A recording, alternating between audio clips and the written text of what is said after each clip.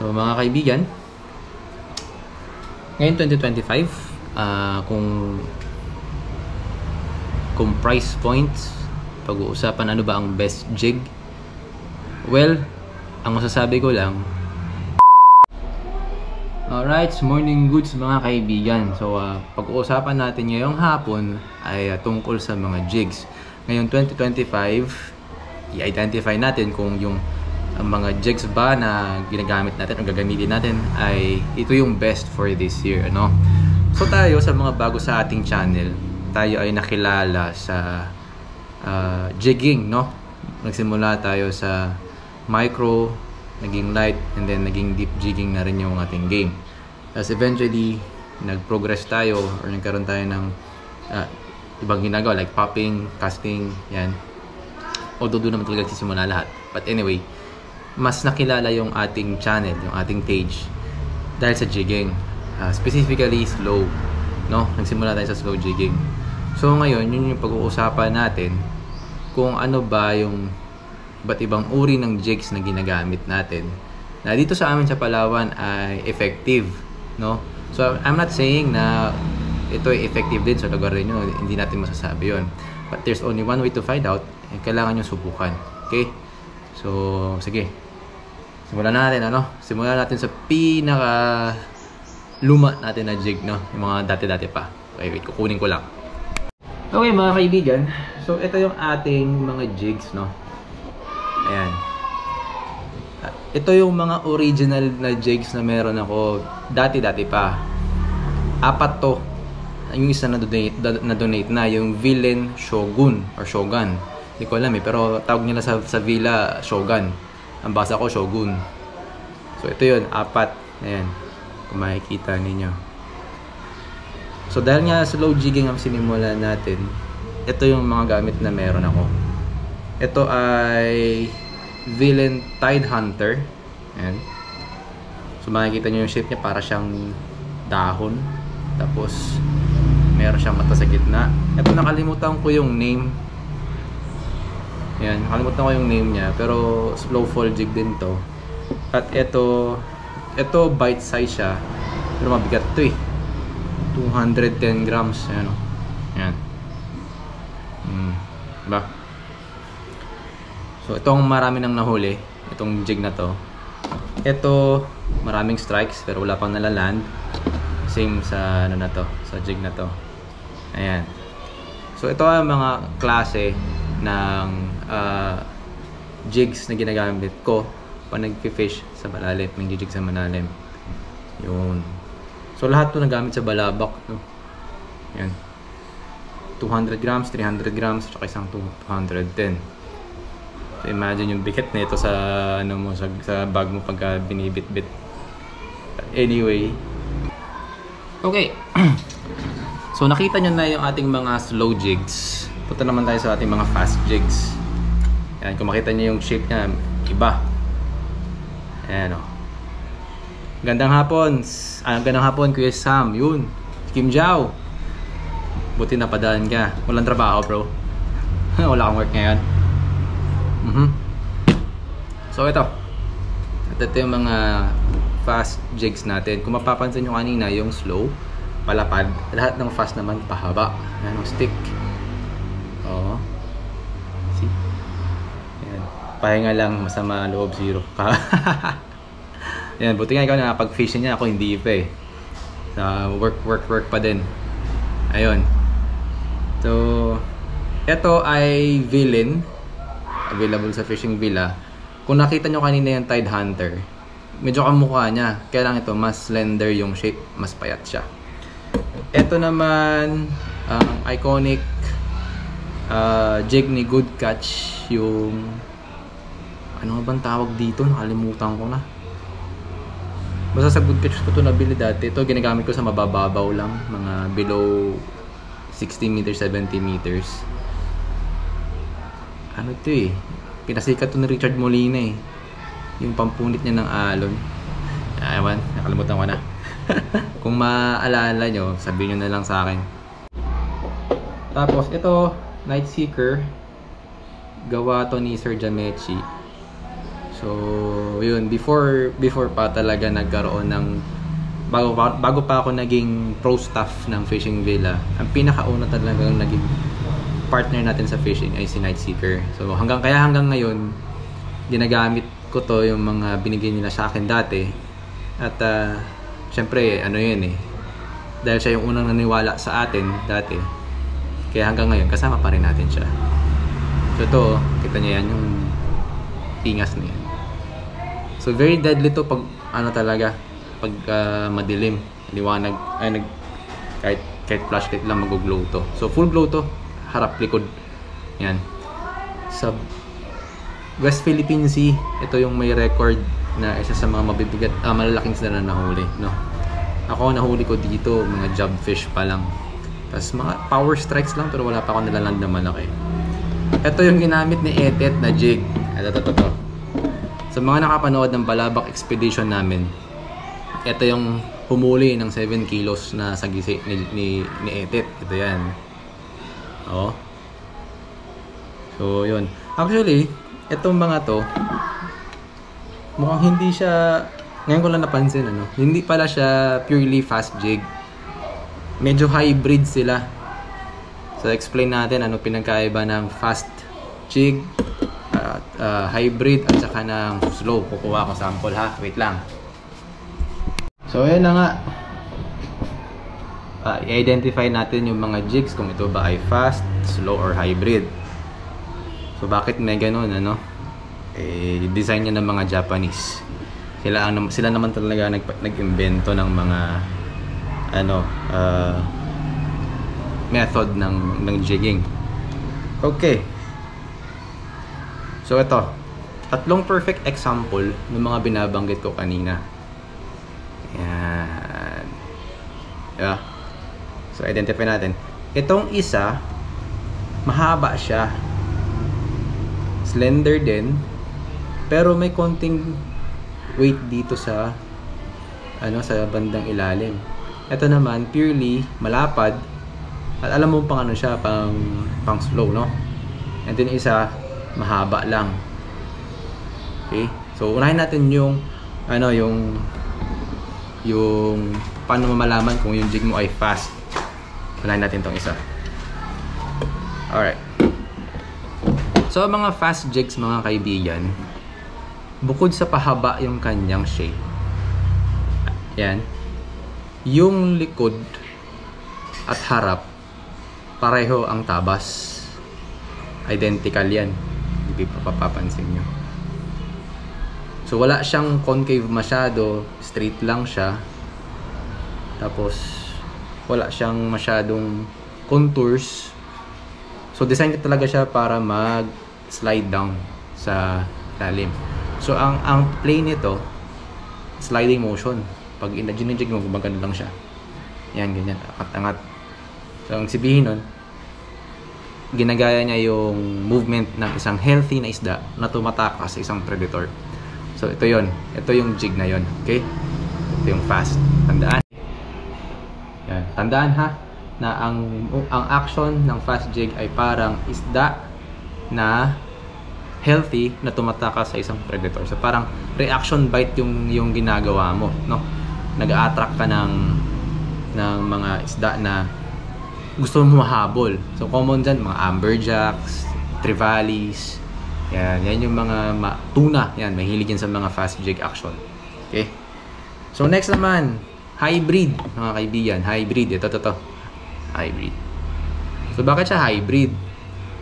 Kung ang fast jig identical yung harap at likod, yan, ang hybrid meron siyang distinct contours na nasa isang side lang. Ayan o. Kung mapapansin nyo to,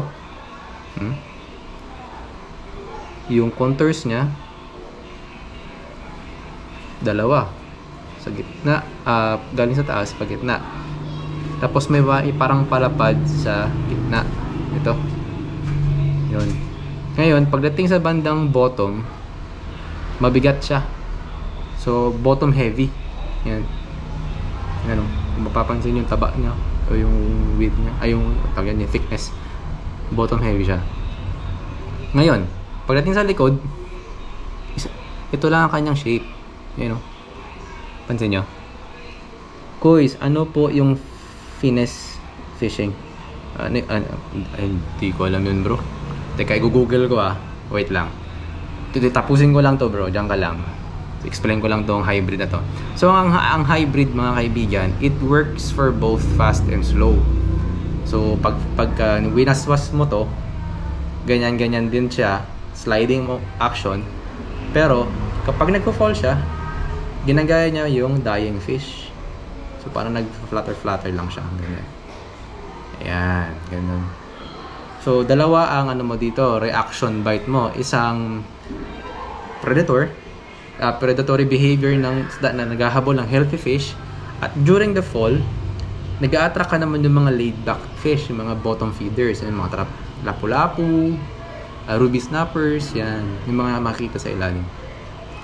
So dalawa, hybrid yan, fast and slow, kaya niyang gawin.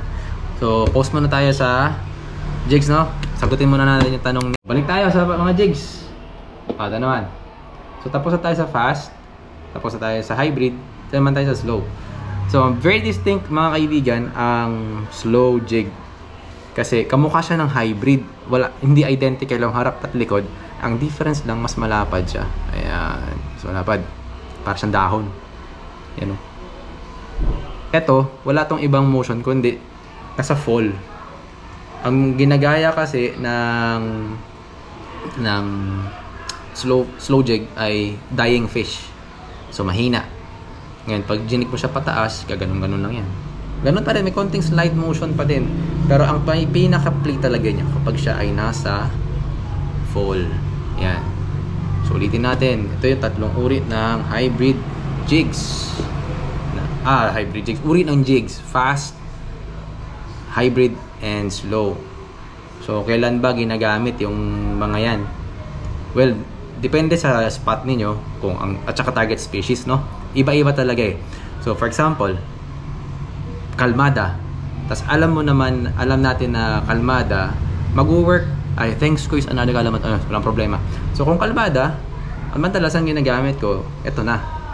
Kasi magpe-play to ng maayos eh. Tutuwid pa rin yung line mo, no? Ngayon, kung sakali naman na maagos, medyo malakas ang alon, ginagamit ko itong mga fast jigs. Kahit ang setup ko ay pang slow, nag-work naman siya, no? Yun nga lang, iba talaga kapag nasa proper fast jigging setup ka. So ito yan. Itong hybrid, madalas ganito ko siya ginagamit, no? So sa hybrid, mga kaibigan, every start ng jig, ganito yung ginagawa natin. Siyempre madilim pa, no? Lahat ng full glow, yun ang una kong ginagamit. So eto, mga ganito. Ano ba ako dito?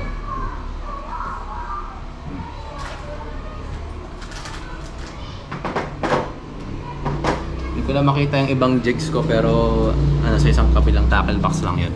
But anyway, yun nga. Any full glow ang ginagamit natin kapag umaga or madaling araw.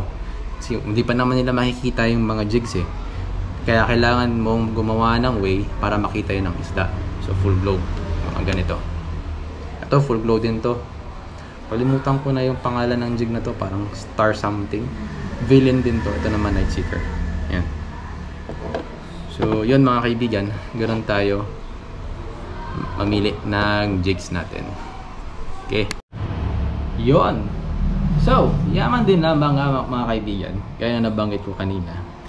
For this year, 2025, ano ba ang best option na jig mo for your fishing trip, no? So, syempre, it varies within your budget. Meron namang budget friendly, meron namang branded na may konting presyo, no? Marami yan. But for this specific part, no, pag-uusapan natin ang Hayabusa jigs. Yung, teka lang, ayusin natin. Jirik. Yung dami, bigat eh. Tsakay. Opya. Ayan, Hayabusa jigs mga kaibigan. Ang hirap. Okay. Okay. Yan o. Alright. So Hayabusa jigs, mga kaibigan. So itong mga naipadala sa atin ni Hayabusa at ni Fishing Villa, tinitignan ko yung kanilang profile. Most of them ay fast jigging jigs, no? Hindi ako nagkakamali. So example for this one, eto, meron tayo dito dati kasi bumili ako ng ganito para sa ano tawag nun? Pampunit ng agos, no? Kasi nag-start yung fishing natin sa Bluebird dati, medyo amihan na, so medyo malakas yung alon sa laot. So ito yung isa sa mga nag-viral na jig na ginamit ko dati, na nagkaroon ng million views for all platforms na meron tayo, no? Kahit sa TikTok, sa million views to. Kasi habulin to ng tuna. Sa Balabak, napatunayan din ito yung pagiging effective sa mga double hookups, amberjack, tapos may jobfish pa sa ilalim. Plus hindi talaga to talagang kailangan nyo to. Hindi to ma-resist ng isda. And I think hindi lang siya purely fast jig. Parang hybrid niya siya kasi bottom heavy. Meron siyang parang concave sa ilalim. Tapos andito yung weight niya. Normally kasi ang fast jig, pantay ang weight niyan. Parang kagaya nito, oh. Wala siyang ibang weight distribution kundi head and tail niya. Ano siya? Pareho ang timbang. Hindi ko alam kung mababalance ko to, pero pag kinapa mo yan, wala siyang kahit ano. Ganun lang siya, no? Unlike sa mga hybrid jigs, pag kinapa mo yan, minsan manipis yung ibabaw, papunta ka sa ilalim, pataba. Merong something dito sa kanyang bandang puwet. Okay. So yun, tuloy natin. Oh, by the way, ito pala ay 350 grams. So ito so far yung heaviest na nagamit ko na jig. Tama ba? Nakagamit na ako ng 400. Hindi ko tandaan. Pero madalas ganito kabigat yung mga ginagamit natin sa mga malalakas ang agos. Next naman mga kaibigan, itong jack ay ano bang pangalan nito? Hayabusa jack ay Japanese kasi kaya hindi ko maintindihan masyado eh. Air jerk. Ito kasi jack eye long kanina. Ito naman air jerk ata. So tingnan natin kanyang profile. Karamihan sa mga jig na to ngayon ko palang bubuksan talaga, to be honest. Hindi ko pa siya nagagamit simula nung pinadala sa akin. Ooh, very nice. Look, oh. So clearly mga kaibigan, nito ay fast jigging, fast jig. Kasi ko sabi ko nga sa description ko ano ang profile ng isang side, dapat ganun din sa kabila, identical sila. Doon mo malalaman na yan ay fast jig. Ayun nga, air jerk nga to. Pangalan nito ay Hayabusa air jerk. So excited na akong gamitin to soon, no? Soon.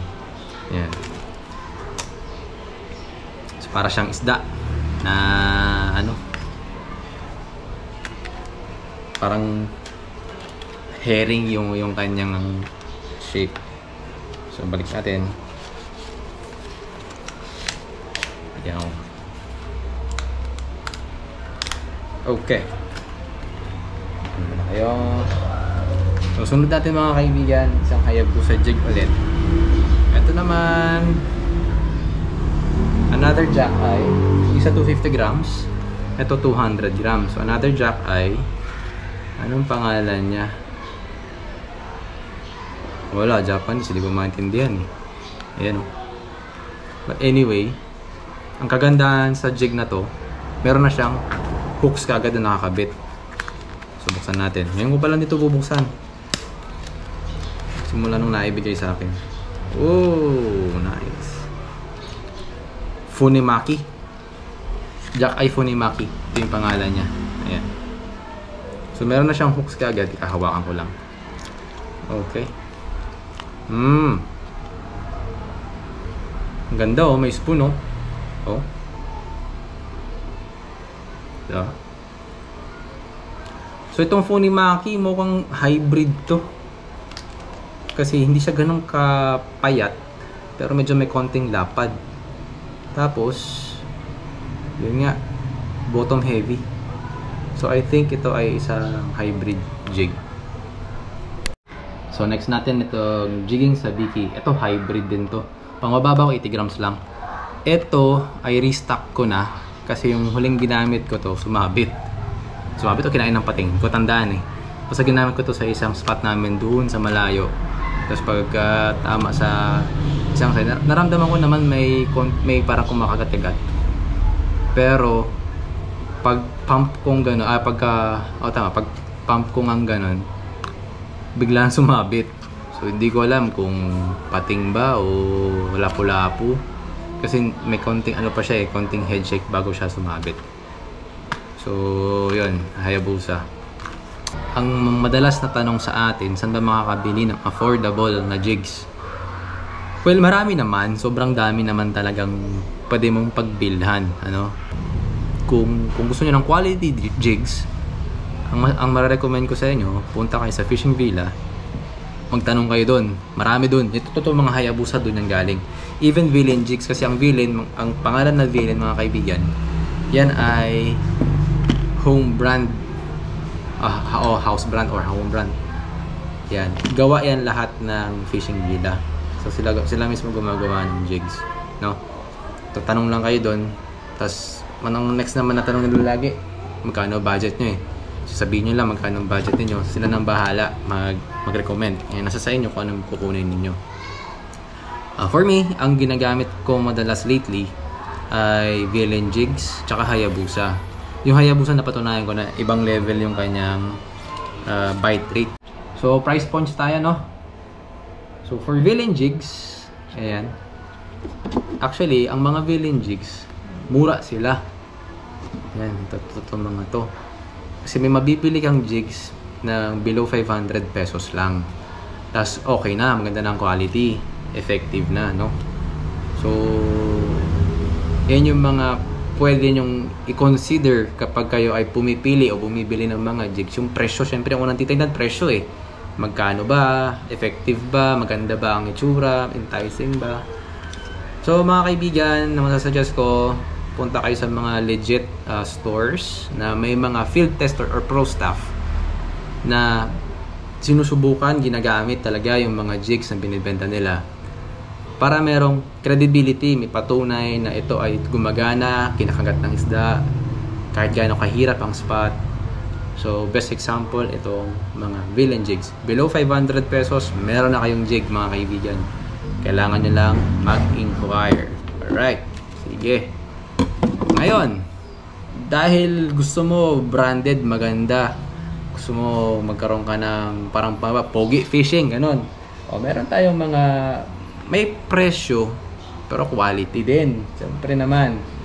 Ayan, mga Hayabusa jigs. So ranging from 800 pesos pataas. Ayan, ito mga to 800 pesos yan. Yan, ito yung pinakamahal na Hayabusa na meron ako. 150 ang isang piraso. Yan. So yun nga eh, hindi ibig sabihin branded tawag nito super effective. Well, tumataas yung chance mo na makahuli ka. Why? Example, ito. Tignan niyo yung kanyang mga gilid. 'Di ba? May mga pingas na, may mga bite marks na, tapos natatanggal yung pintura, which is very common sa mga affordable jigs natin. Ang difference ng mga branded jigs mga kaibigan, kagaya nito. Ito pag kinagat ng isda, walang pingas. Kasi lulubog lang, makikita mo lang may mga konting dents dyan. Pero yun na yun. So ganon yung pinagkaiba ng branded sa hindi branded, no?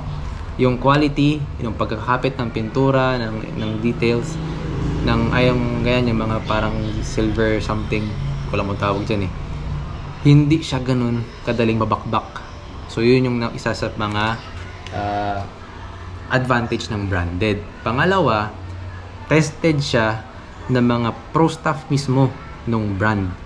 So sigurado tayo na effective siya.